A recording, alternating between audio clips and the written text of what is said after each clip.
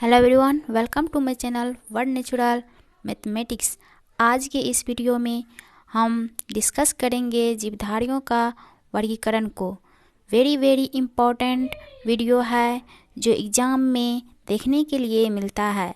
तो इस वीडियो को सबसे पहले थ्योरी के क्वेश्चन आंसर समझाएंगे, उसके बाद लास्ट में हम क्वेश्चन आंसर को सॉल्व करके टेस्ट लगाएंगे।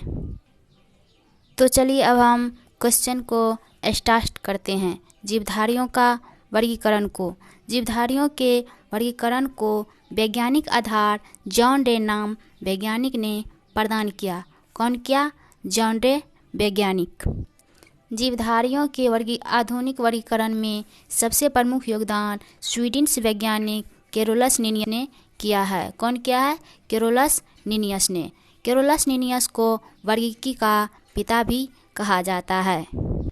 नेक्स्ट है जीवों का नामकरण पद्धति। जीवों का नामकरण पद्धति पर यदि हम बात करते हैं तो सन 1753 में कैरोलस लीनियस ने जीवों को नामकरण की द्विनामों पद्धति को प्रचलित किया।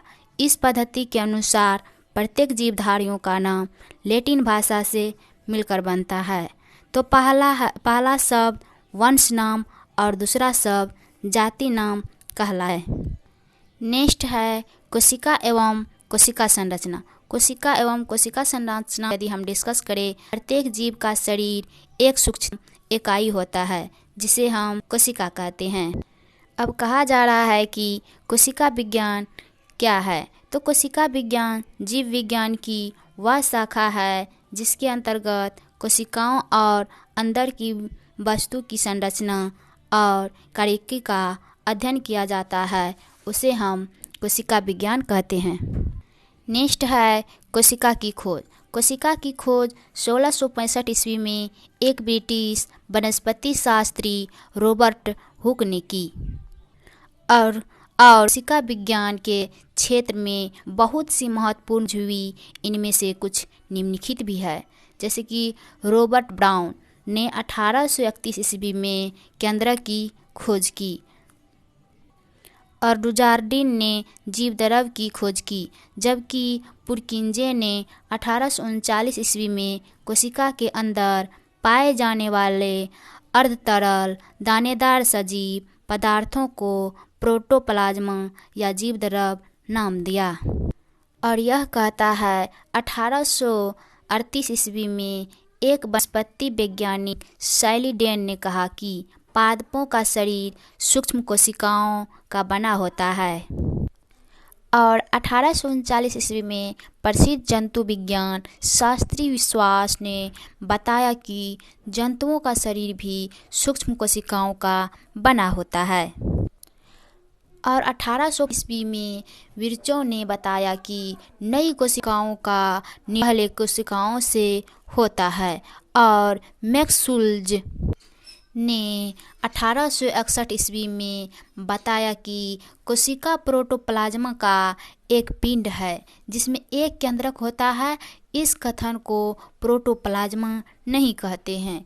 और 1884 ईस्वी में स्टार सागर ने बताया कि केंद्रक पैतृक लक्षणों की वंशागति में भाग लेता है।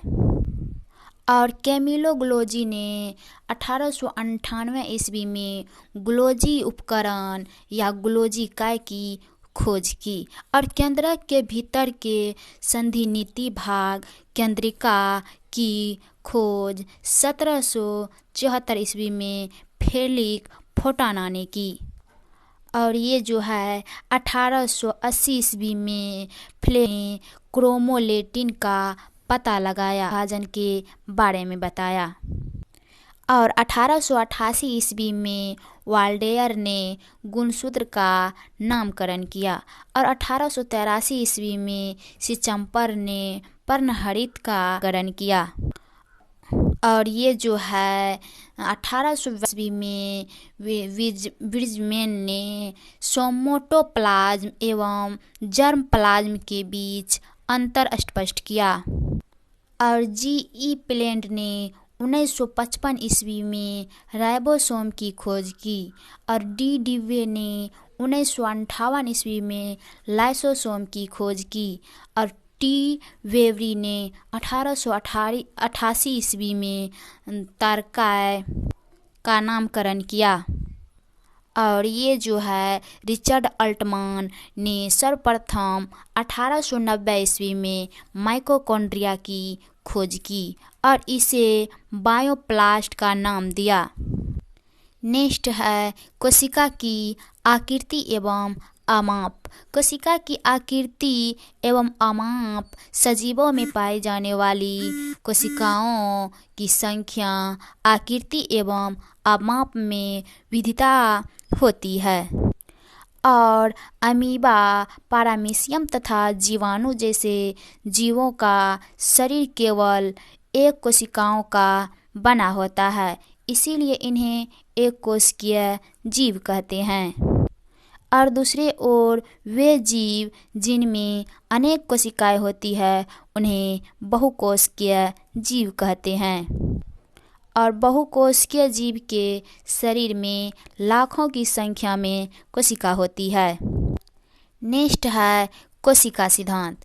कोशिका सिद्धांत जो है 1838 में जर्मन वनस्पति विज्ञान शास्त्री एम.जे. स्लाइडेन तथा 1839 ईस्वी में जर्मनी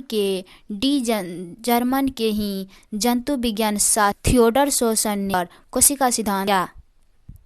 और कोशिका सिद्धांत की मुख्य बातें निम्नलिखित है। पहला है प्रत्येक जीव का शरीर एक या अनेक कोशिका का बना होता है और प्रत्येक कोशिकाओं एक स्वाधीन इकाई है, तथापि सभी कोशिकाएं मिलकर काम करती है, फलस्वरूप एक जीव बनता है। और कोशिका की उत्पत्ति जिस क्रिया से होती है उसमें केंद्रक मुख्य कार्यकर्ता या सृष्टिकर्ता के रूप में भाग लेता है। हम जितना थ्योरी के क्वेश्चन बताए आप समझ गए होंगे। चलिए अब हम टेस्ट की ओर चलते हैं।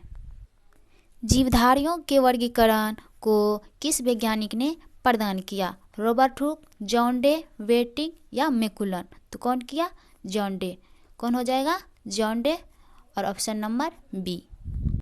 नेक्स्ट है वर्गीकी का पिता किसे कहा जाता है? कैरोलस लिनियस, रॉबर्ट हुक या हेनीमैन या इनमें से कोई नहीं? तो कौन हो जाएगा? Carolus Linnaeus. तो ऑप्शन नंबर ए होगा। नेक्स्ट है जीवधारियों का नाम किस भाषा से मिलकर बनता है? लैटिन भाषा, मराठी, उर्दू या हिंदी? तो कौन भाषा से मिलकर बनता है? लैटिन भाषा से। ऑप्शन नंबर ए हो जाएगा। नेक्स्ट है कोशिका की खोज कितने ईस्वी में हुआ था?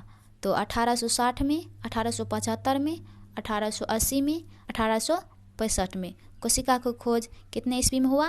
तो 1665 में। Option number D. नेक्स्ट है केंद्रक की खोज सर्वप्रथम या Robert Koch, Robert brown, Robert Hooke या इनमें से सभी?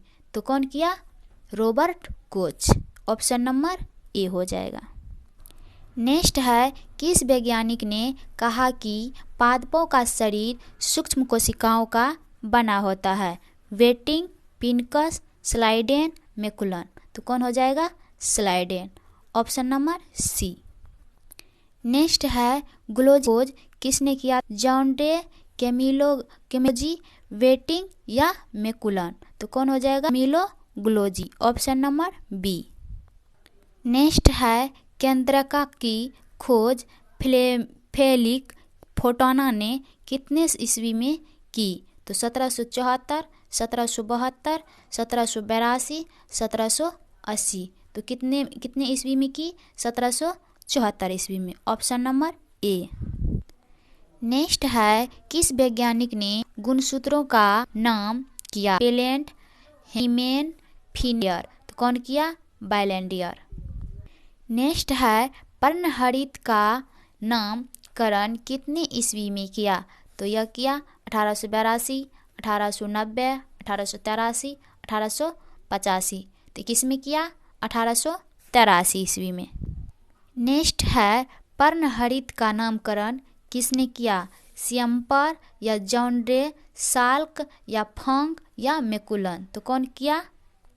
सियम्पर। ऑप्शन नंबर ए होगा। है राइबोस की खोज किसने किया? तो क्रिक, उसके बाद है जी.ई. प्लेंट, फंक, अर्थर, अर्ग। तो कौन किया? जी.ई. प्लेंट।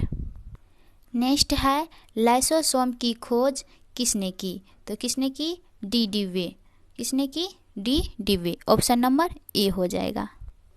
नेक्स्ट है माइटोकॉन्ड्रिया की खोज सर्वप्रथम किस वैज्ञानिक ने किया? तो कौन किया? Richard Altmann.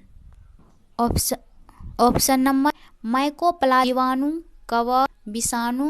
तो कौन पाया जाता है? जीवाणु।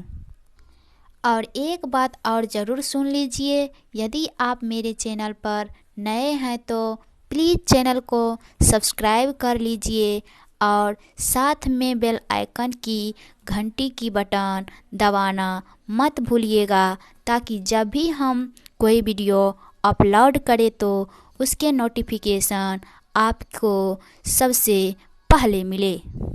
तो आज के लिए